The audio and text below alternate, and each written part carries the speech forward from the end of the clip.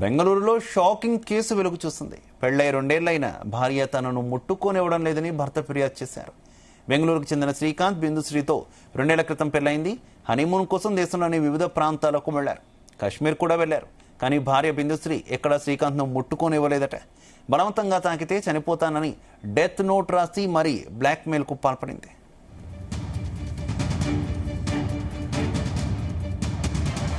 పెళ్లి చేసుకోవడానికి మాత్రమే ఒప్పుకున్నానని, పిల్లలను కనడానికి కాదన్నారు. ఇక పిల్లలు పుడితే తన అందం చెడిపోతుందని, అవసరమైతే పిల్లలను దత్తత తీసుకుందామంటూ 2 ఏళ్లుగా తనను బిందుశ్రీ వేధిస్తుందని భర్త ఆరోపించారు. ఇక భార్య ప్రవర్తనతో విసిగిపోయి నరకం అనుభవించాడు శ్రీకాంత్.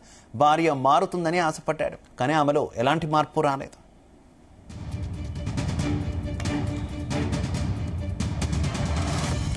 పెళ్లి చేసుకుని 2 ఏళ్లైనా పిల్లలు ఎప్పుడని ఇంట్లో వాళ్ళు, బంధువులు అడిగితే సమాధానం చెప్పడానికి శ్రీకాంత్ చాలా ఇబ్బంది పడేవాడు.